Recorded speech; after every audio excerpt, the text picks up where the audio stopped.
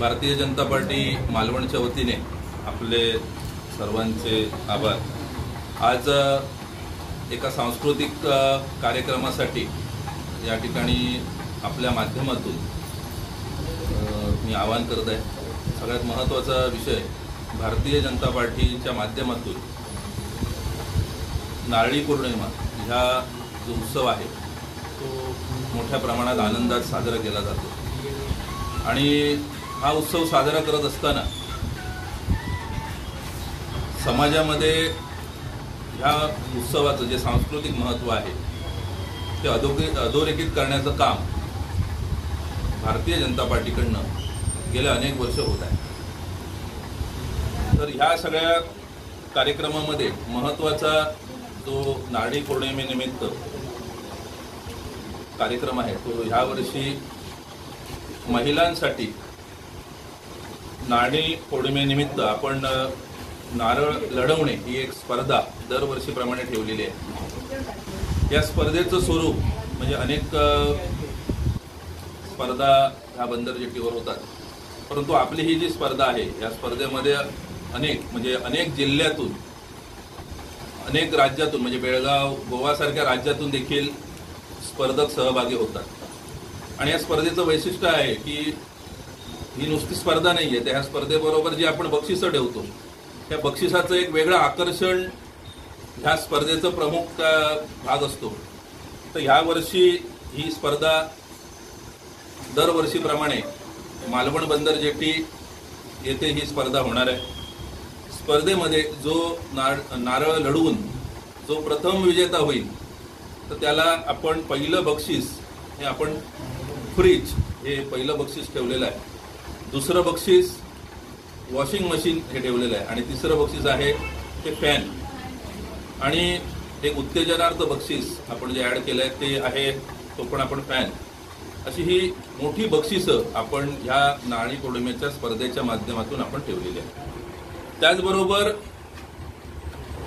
विजेता होतो त्याला बक्षीस आहे मान्य आहे, परंतु सहभागी होतो त्या व्यक्तींना काय, एवढ्या ह्या सगळ्या उत्सवामध्ये कुठेतरी सहभागी होतो तर त्यांना आपण लकी ड्रॉद्वारे हे जो सहभागी होणारा जी व्यक्ती आहे जी महिला आहे त्यांनी त्या ठिकाणी आपला सहभाग दर्शवायचा आहे आणि तो सहभाग दर्शवल्यानंतर त्याच्यातून ही सगळी बक्षिसं वितरण करत असताना एक लकी ड्रॉ आपण काढू आणि ह्या लकी ड्रॉमधून आपण पहिलं बक्षीस ही सोन्याची नथ ठेवलेलं आहे त्याच्यासाठी, दुसरं बक्षीस आहे ते चांदीचा कुंकवाचा करंडा आपण ठेवलेला आहे आणि तिसरं बक्षीस आहे हे चांदीचा छल्ला हे आपण तिसरं बक्षीस ठेवलेलं आहे। एकंदर उद्देश आपला एवढाच आहे की जो महिला वर्ग ह्या स्पर्धेमध्ये उत्स्फूर्तपणे भाग घेतो त्यांना देखील गृहोपयोगी वस्तू त्यांच्या दैनंदिन जीवनातील वस्तू त्यांना देण्याचा हा एक संकल्प आहे।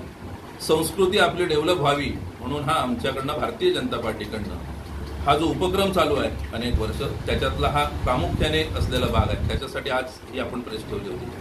त्याचबरोबर दुसरा एक महत्त्वाची गोष्ट की आपला सिंधुदुर्ग जिल्हा हा पर्यटन जिल्हा आहे आणि पर्यटन जिल्हा डेव्हलप करत असताना याच्यामध्ये खऱ्या अर्थाने जर योगदान जर कोणाचं असेल तर ह्या सिंधुदुर्गातल्या रिक्षा व्यावसायिकांचं खूप मोठं योगदान ह्या पर्यटना वाढीसाठी लागलेलं आहे।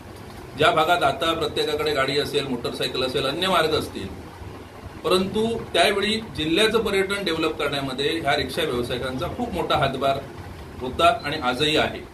आजही एक ह्या अरुंद रस्ते असतील, पार्किंग व्यवस्था असेल, पण ह्या सगळ्यामध्ये रिक्षा व्यावसायिक हा आनंदाने पर्यटकांना आणि स्थानिक भागातील लोकांना सेवा देत असतो। त्यांच्या एक सन्मानाचा विचार करून आपण 4 वर्षापासून एक पर्यटन सांस्कृतिक रॅली आपण सुरू केलेली आहे, ज्या रॅलीमध्ये तारकर्ली पर्यटन विकास संस्था, रिक्षा व्यावसायिक आणि पर्यटन व्यावसायिक महासंघ याच्या माध्यमातून ही रिक्षा रॅली होत असते।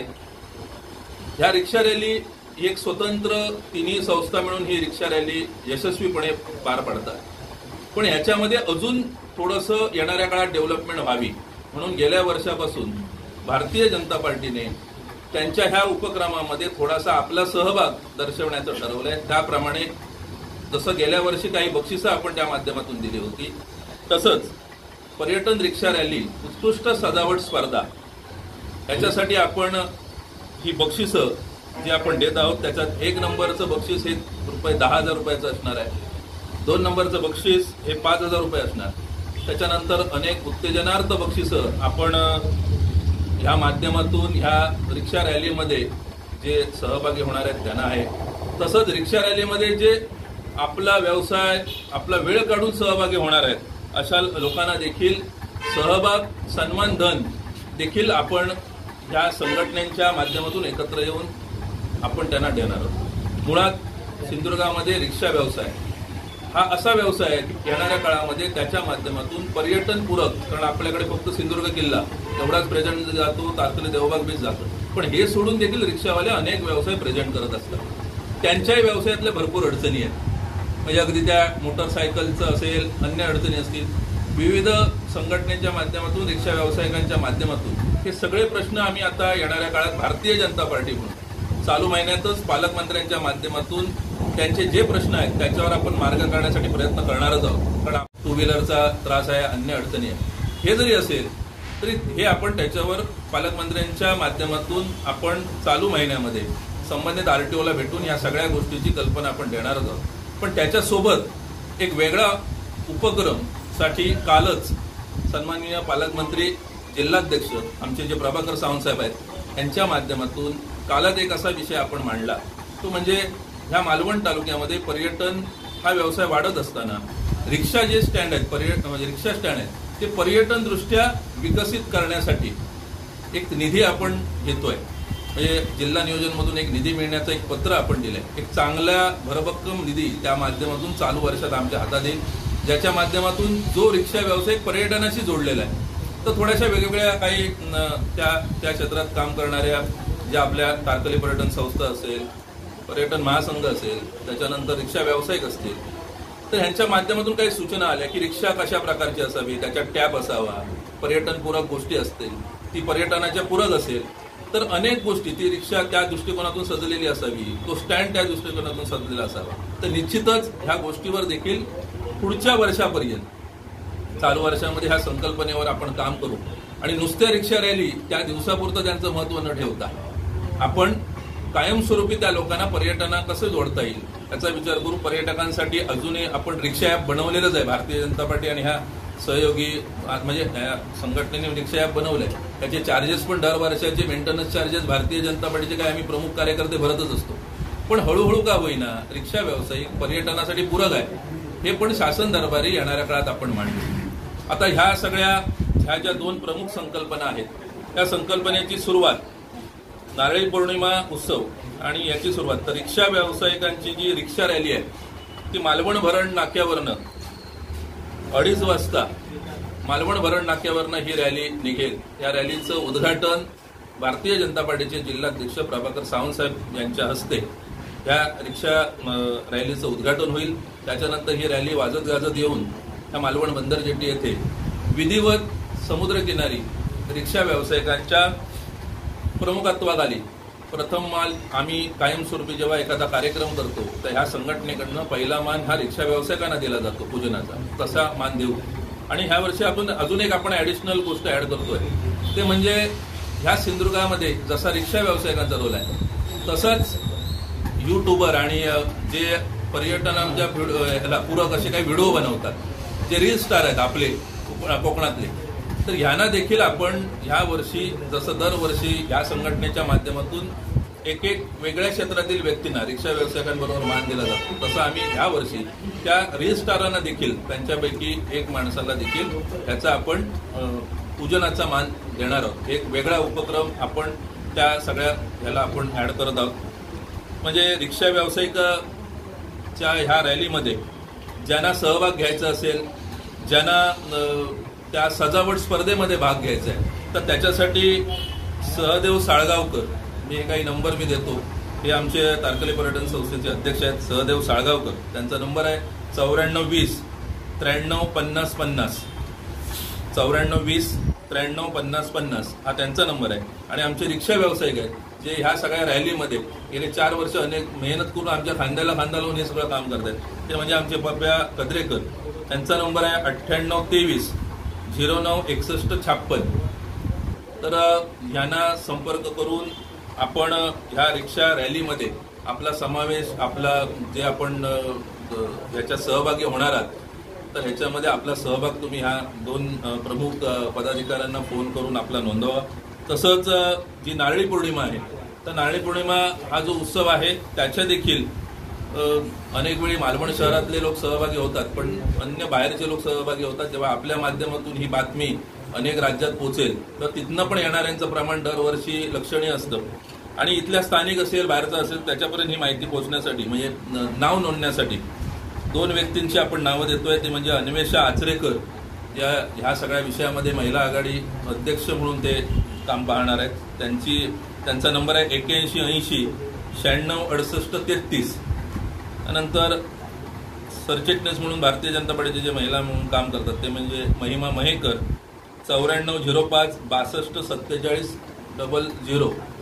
तर ह्या दोन्ही कार्यक्रमासाठी, या कार्यक्रमाचा म्हणजे जिल्हाध्यक्ष प्रभाकर सावंत यांच्या हस्ते याची कार्यक्रमाची सुरुवात होईल आणि हा बंदर जेटीवर अशा प्रकारचा भव्य दिव्य कार्यक्रमामध्ये भारतीय जनता पार्टी पूर्णपणे या सांस्कृतिक कार्यक्रमामध्ये सहभागी झालेली आहे. अजून एक उपक्रम जो आज वर्तमानपत्राच्या माध्यमातून आपण बघितला असेल तो म्हणजे एक राखी लाडक्या देवाभाऊसाठी.